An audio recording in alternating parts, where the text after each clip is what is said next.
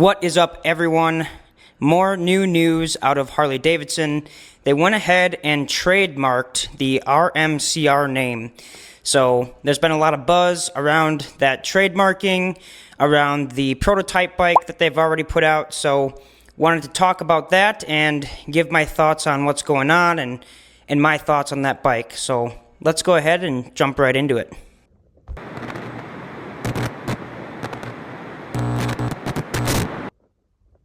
Alright, well, like I said, if you haven't seen already, Harley Davidson went ahead and trademarked the RMCR name. They also trademarked another one. I'm blanking on what that one was, but we're going to focus on the RMCR today because we've already seen the prototype and we think we know what that bike is going to be for the most part. So let's talk about that one. First off, I want to say, obviously, this doesn't mean for certain that this bike is going to come out into production. We saw the Bronx get trademarked. That followed a very similar path where there was prototypes, but obviously never came to fruition, which a lot of people are still pretty salty about. My opinion, I think that this cafe racer bike is going to be a little bit more of Harley's heritage, a little bit more Harley Davidson feeling. I feel like the Bronx maybe strayed away a little bit too much. I think this RMCR can accomplish a lot of what they were hoping the Bronx would accomplish, and feels a little bit more Harley Davidson, at least in my opinion. Obviously, they had the XLCR, which was based off of the Sportster platform previously, so this isn't like a completely new product. I mean, it is, but they've made similar products in the past, and I think it just aligns more with them, their products, their legacy. So my humble opinion, I feel like this one is more likely to actually come to fruition, especially given the prototype we've seen and everything like that. So if you're asking me, I think at some point we're going to see an RMCR. The new CEO has already stars that he wants to see more RevMax bikes out on the market, and so it seems like all the stars are aligning. So now to answer the big question, will this bike save Harley Davidson? No, not in my opinion. I don't really think necessarily that any one bike is going to save Harley Davidson, and of course, I don't really mean that. That's being dramatic, but I don't think so. I think I'd like to see it. I think it'll be a really big piece for them, and I'll talk about why. But I don't think this bike is going to have an overwhelming impact on their balance sheets. I think it's going to be a little bit less of a staple product. But that being said, I still think it could be really important, and I still really want to see it. So I'll jump into why. First off, I've said this before, and I'm going to continue to say it. I think Harley Davidson needs to focus on how can we get people to buy more than one Harley Davidson.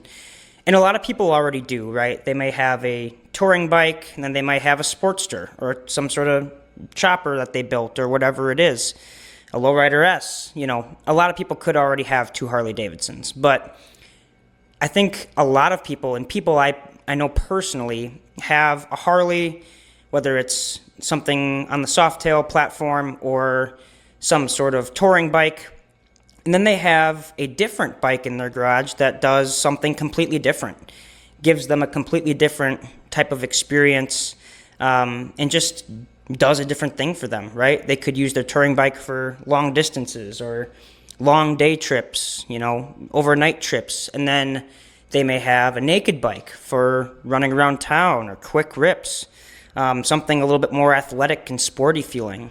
And so I think that's a great opportunity for them, for Harley. They need to be able to sell more than one bike to the same people, because we know Harley consumers, generally speaking, are pretty brand loyal. So I think offering something a little bit different but is still tied to their heritage is a good opportunity to do that and sell to the same people that are already buying their products.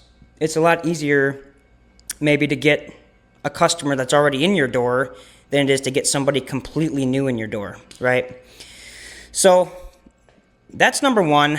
Number two, I think, automatically the narrative around this bike is, well, it's going to appeal to the younger demographic. And it might, it very well could.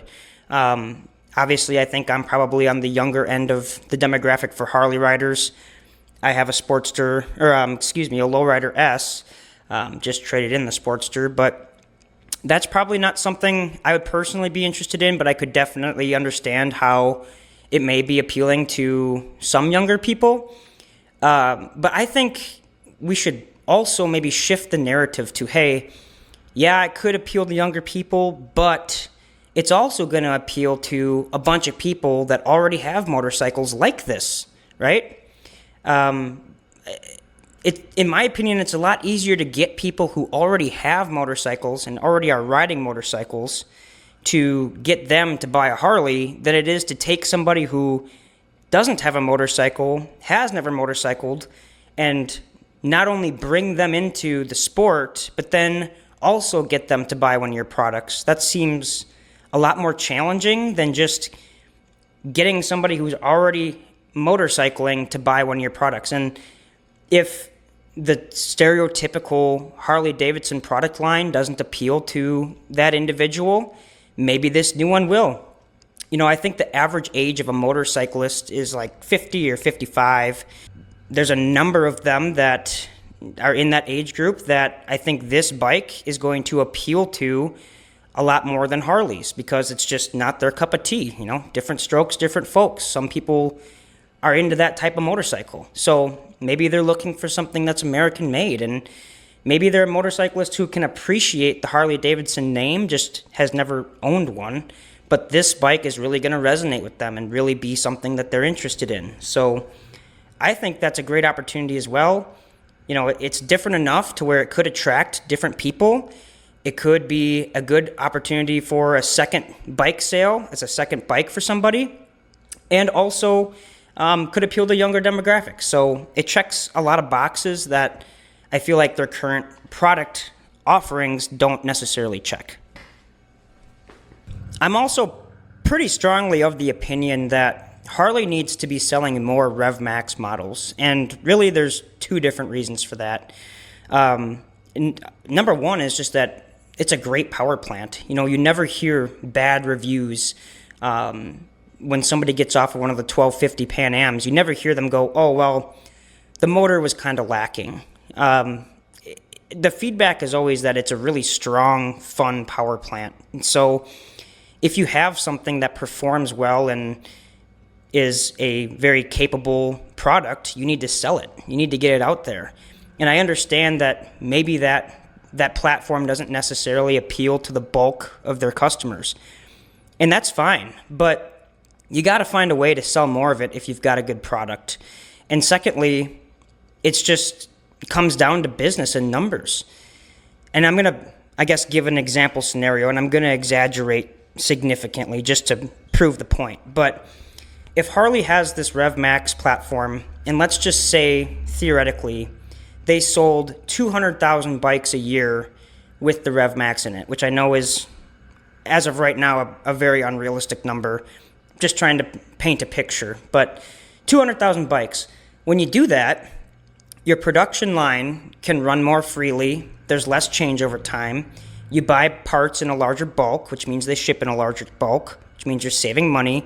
You're taking advantage of economies of scale, less setup, less moving people around for production. Everything can just run smoother and more cost efficient, which means Harley, as a company, makes more money on each engine that they sell. Compared to, let's just say, they sell 2,000 RevMax bikes a year, which is a ginormous gap. But just to paint the picture here, now you have to buy in small quantities, you have to ship in small quantities, more expensive. You have to order parts from your suppliers in smaller quantities, more expensive. You have to move people around in production more, set up the line more. All these things have costs, and they make less money per bike sold. So I think for the RevMax to stick around and continue to be a staple, They need to be innovative and find new ways to get that engine into bikes and out the door. I'm going to get a little bit off track here, but those points that I just walked through is the reason why I think the low bob that we're going to see is going to have a RevMax in it. I don't know which one. I don't know what the bike will look like. That's my prediction. I think it's going to have a RevMax because their current RevMax sales makes up, I want to say, like 10%. I'd have to fact check, but it's like less than double digits, 10% of their sales, which I don't think that comes as a super large surprise to anybody. But if I'm the new CEO, I'm sitting down and thinking, we have this great product. This sales number is unacceptable.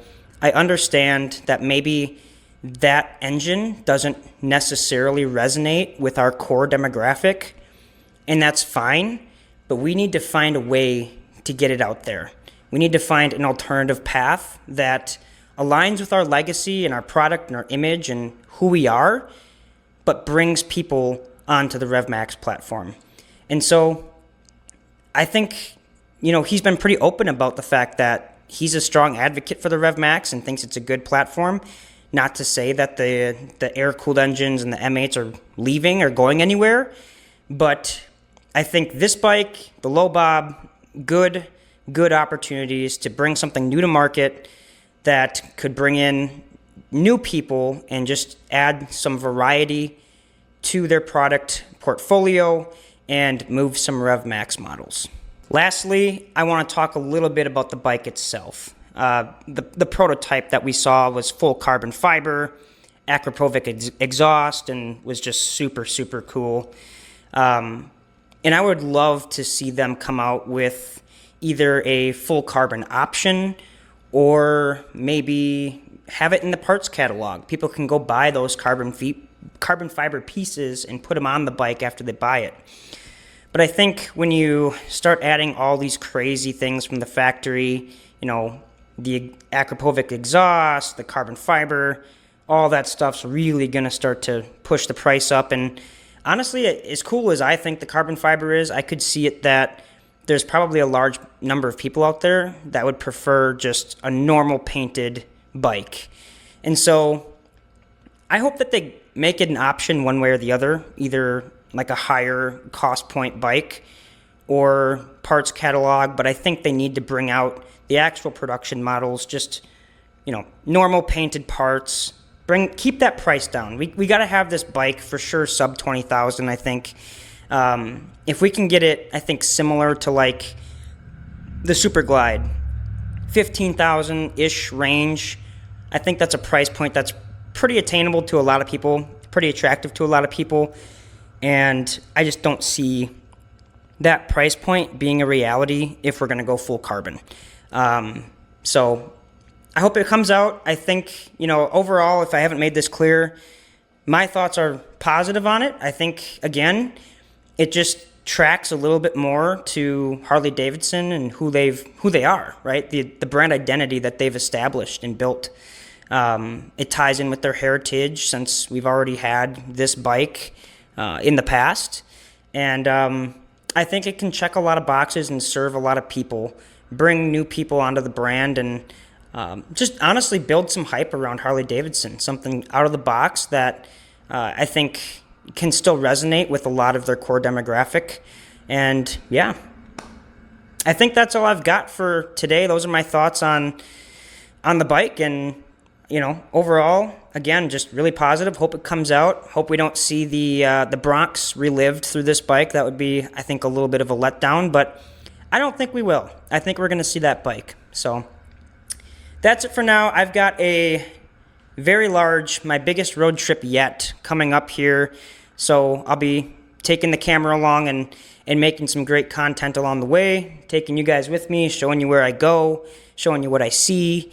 I'm super excited about it. It should be a very, very cool trip. Like I said, the longest trip I've done. So we're going to see how the new Lowrider S does and see what we can find out there on the road. So stay tuned for some more videos coming out soon.